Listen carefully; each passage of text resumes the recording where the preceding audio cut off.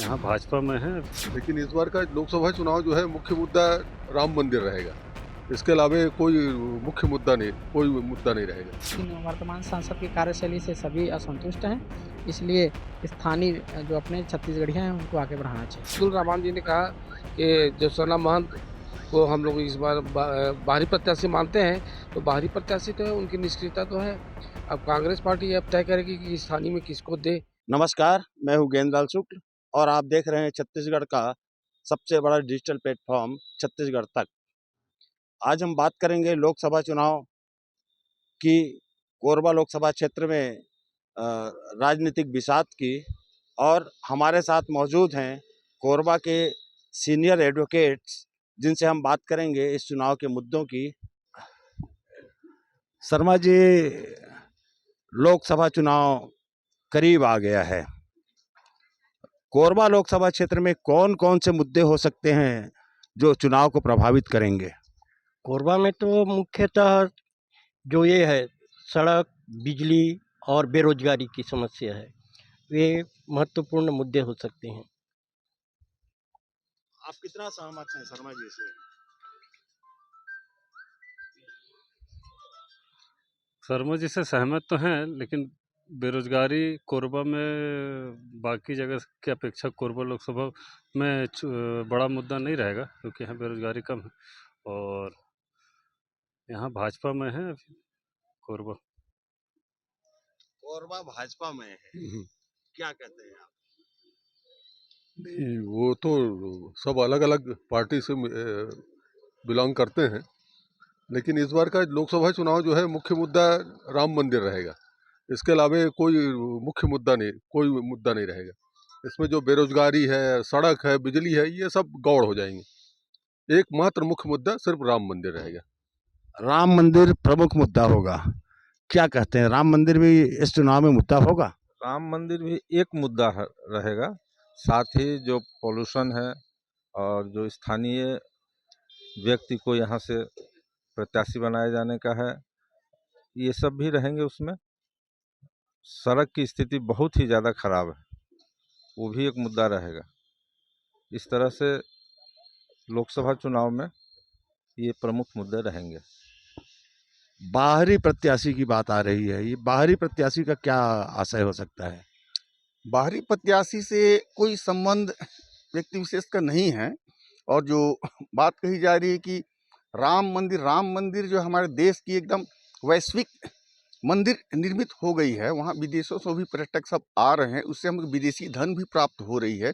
इससे हमारी देश की जो है धन संपदा भी बहुत बृहद होगी। और इस 2024 पर जो है लोकसभा जो चुनाव है, उस पर जो है मैं माननीय हमारे वरिष्ठ अधिवक्ता CK शर्मा को मनोनीत करता हूं कि वो इस पद के लिए आगे बढ़ें। राम मंदिर एक बड़ा मुद्दा होगा इस चुनाव में, और बाहरी प्रत्याशी भी एक मुद्दा होगा, क्या कहते हैं? देखिए, निश्चित रूप से राम मंदिर का जो प्राण प्रतिष्ठा भी हुआ है 22 तारीख को, ये पूरे देश में उत्साह का माहौल है। और हमारे देश के जो प्रधानमंत्री माननीय श्री नरेंद्र मोदी जी ने लोगों को एक सूत्र में पिरोने का काम किया है। देश में एकता और भाईचारा निश्चित रूप से बढ़ी है, और मैं सोचता हूँ कि इसका लाभ भारतीय जनता पार्टी को मिलेगा। दूसरी बात, जो आपने कहा कि बाहरी प्रत्याशी कोरबा लोकसभा क्षेत्र की बात करते हैं। हमारे दुर्भाग्य है कोरबा लोकसभा क्षेत्र के लोगों का कि हम बहुत लगातार कई लोकसभा देखे, और कई लोकसभा में हमने बाहरी प्रत्याशियों का द्वंद्व झेला है। और अभी वर्तमान में भी हमारे पास में बाहरी प्रत्याशी श्रीमती ज्योत्सना महंत के रूप में विद्यमान है, और जो कि जिनका क्षेत्र में दौरा और क्षेत्र के लोगों को जो लाभ मिलना चाहिए, उनकी निष्क्रियता के कारण में यहाँ के क्षेत्र के लोगों को लाभ नहीं मिल पाया है। मैं कोरबा लोकसभा एक बड़ा लोकसभा है। कोरबा लोकसभा के अंतर्गत में आप कोरबा विधानसभा, आपका कटघोरा विधानसभा, पाली तानागढ़ विधानसभा, रामपुर विधानसभा, आपका मरवाही विधानसभा, मनेनगढ़ विधानसभा, ये सब विधानसभा आते हैं।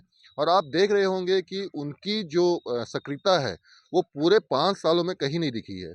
और जो बेरोजगारी का मुद्दा है, जो रोजगार का मुद्दा है, जो सड़कों का मुद्दा है, जो विकास का मुद्दा है, वो कहीं न कहीं इनकी निष्क्रियता के कारण में आज जो हमारे कोरबा लोकसभा क्षेत्र के जो निवासी हैं, वो उसको झेल रहे हैं। तो मेरा ये मानना है कि कोरबा लोकसभा क्षेत्र की जनता ये समझ चुकी है कि बाहरी प्रत्याशियों को जिताने से कोरबा का विकास नहीं होना है, कोरबा लोकसभा का विकास नहीं होना है। ऐसे स्थिति में उसका पुरजोर विरोध होगा, पुरजोर विरोध किया किया जाएगा और यहाँ पास ये माँग की जाएगी कि भारतीय जनता पार्टी भी लोकल स्थानीय व्यक्ति को जो जुझारू हो और जो क्षेत्र की जनता का विकास कर सके, ऐसे लोगों को टिकट दे जो पढ़ा लिखा हो और जो क्षेत्र की जनता को समझे।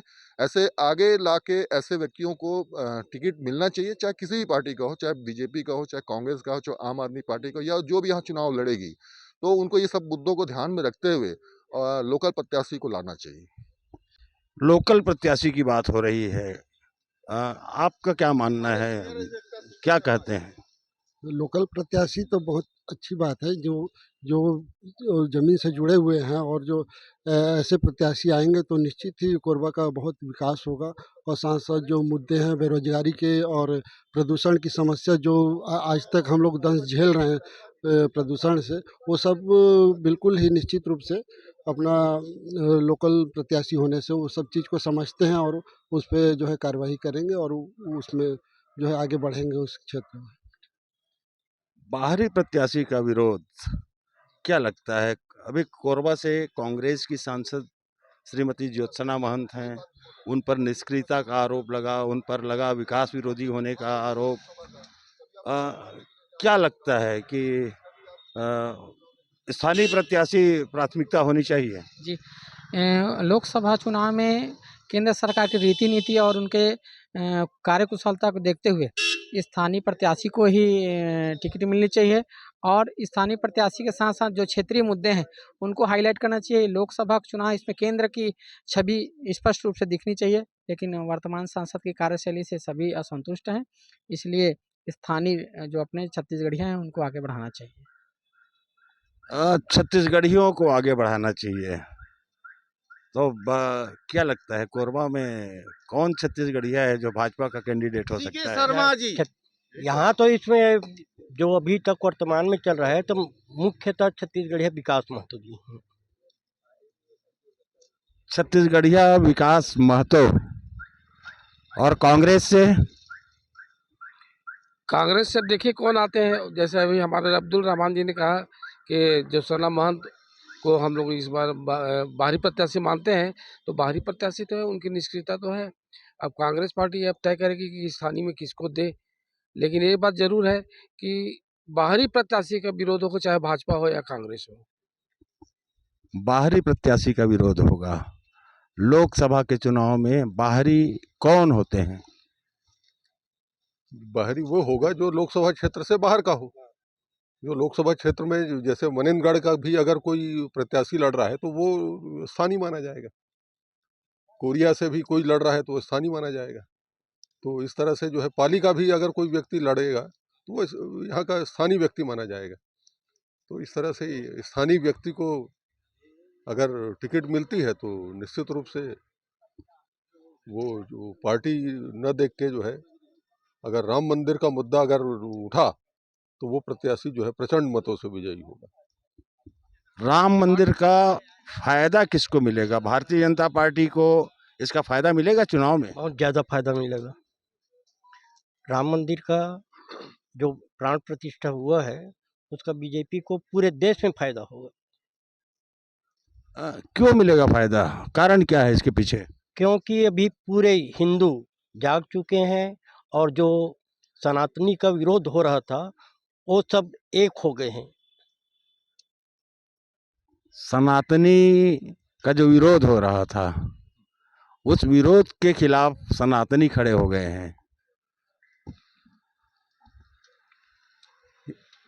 जो आप ये इस बात को कह रहे हैं कि सनातनी के विरोधी सनातनी खड़े हो गए हैं, ये कदाचित उचित प्रतीत नहीं होता है। माननीय सर्वोच्च न्यायालय ने भी इसको इस बिंदु पर अपना निर्णय दे रखा है। निर्णय होने के बाद जो भी भारतवासी हैं, हम प्रत्येक धर्म को जो है संप्रदाय के रूप में यहाँ इज्जत देते हैं, आदर देते हैं, लेकिन कुछ पंथ इस प्रकार के हैं जो गैर विरोधी गतिविधियाँ अपनाते हैं, उनके तो विरोध होना चाहिए, किंतु इस पर कोई प्रभाव नहीं होना है। सनातन हमेशा सनातन रहेगा। हम इस देश के वासी हैं जिस देश में गंगा बहती है। जिस देश में गंगा बहती है, गंगा में तो सब कुछ समाहित हो जाता है। तो क्या माना जाए फिर, भीतरी बाहरी प्रत्याशी की बात कहाँ से आ जाती है? नहीं, भीतरी बाहरी प्रत्याशी की बात तो होती है, चूंकि ये चुनाव है और चुनाव में ये सब चीज़ निकल के आती ही है बाहर।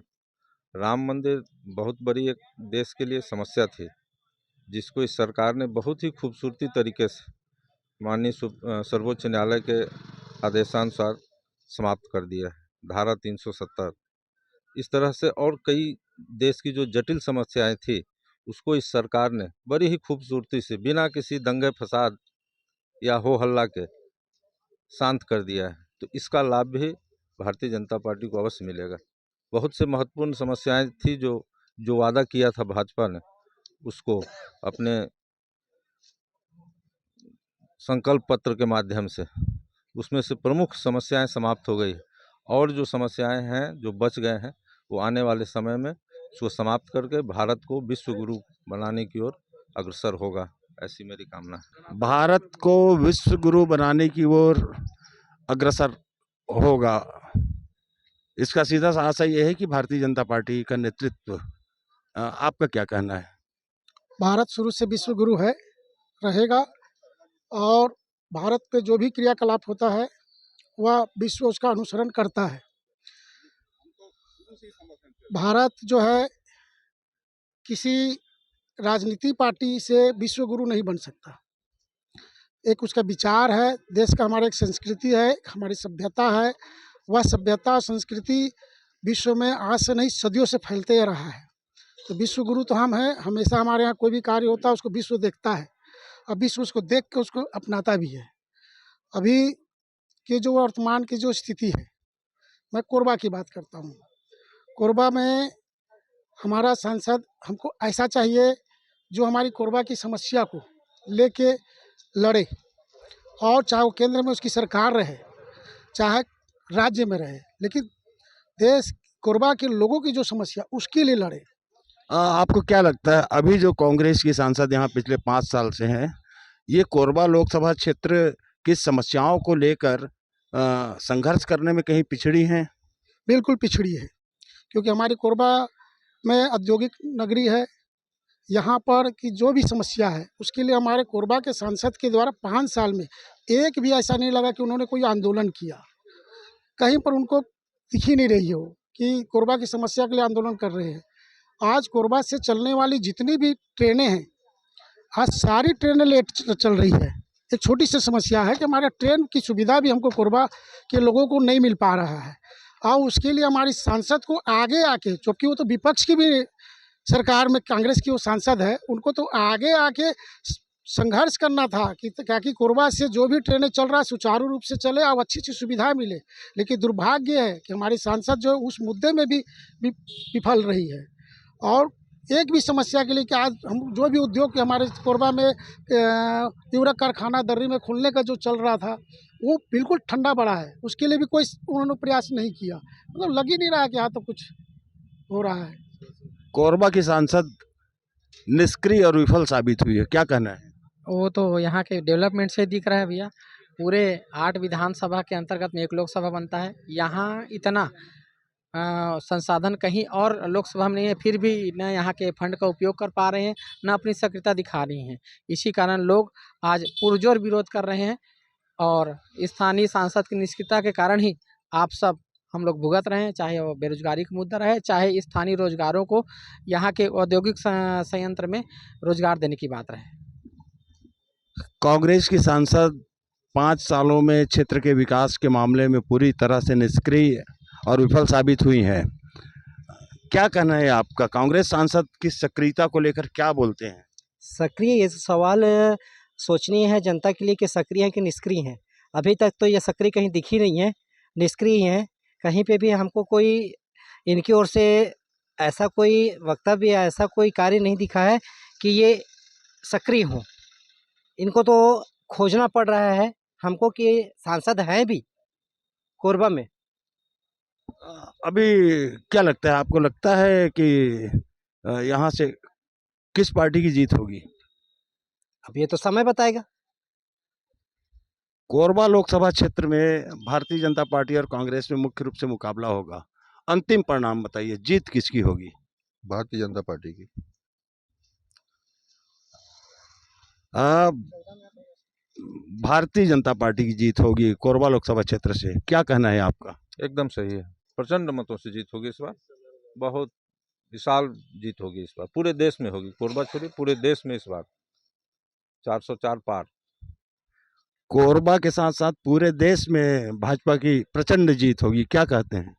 ऐसा कोई ज़रूरी नहीं है भाजपा की प्रचंड जीत होगी। जिस प्रकार से अभी राम मंदिर के मुद्दे पे जो कुछ हुआ है, हमारे शंकराचार्यों ने जैसा कि बताया है, हमारे हिंदू धर्म में जैसे अभी आपने कहा है कि सनातनी का सनातनी लोग विरोध कर रहे हैं, वो बात एकदम फैक्ट है। सनातनी सनातन लोग विरोध कर रहे हैं और राम मंदिर के मुद्दे पर जिस प्रकार से हमारे प्रधानमंत्री माननीय मोदी जी ने जो कार्य किया है और जल्दबाजी की है, अधूरे मंदिर का जो प्राण प्रतिष्ठा किया है, उसका भी बहुत व्यापक असर पड़ रहा है लोगों के ऊपर में। लोग उनके विरुद्ध भी जा रहे हैं। तो ऐसा नहीं कहा जा सकता कि भारतीय जनता पार्टी को प्रचंड बहुमत मिलेगी, ये समय ही बताएगा। लेकिन मुझे नहीं लगता कि जैसे वो लोग 400 से पार बोलेंगे तो 400 से पार नहीं जाएगा, बहुत मुश्किल जाएगी ये चुनाव उनको। भाजपा के लिए बहुत मुश्किल जाएगी चुनाव। देश की बात छोड़िए, कोरबा लोकसभा क्षेत्र के परिणाम के बारे में बोलिए। जी, कोरबा लोकसभा में अगर स्थानीय मुद्दा को अगर जो आदमी आगे बढ़ाता है तो भारतीय जनता पार्टी प्रचंड बहुमत से आगे बढ़ेगी।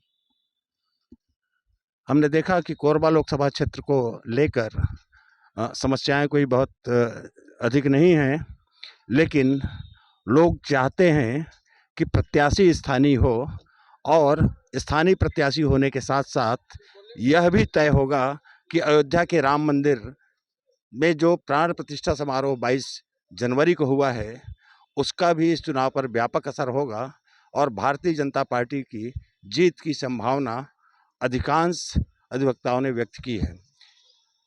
कैमरा मैन रमेश यादव के साथ गेंदलाल शुक्ल, छत्तीसगढ़ तक, कोरबा।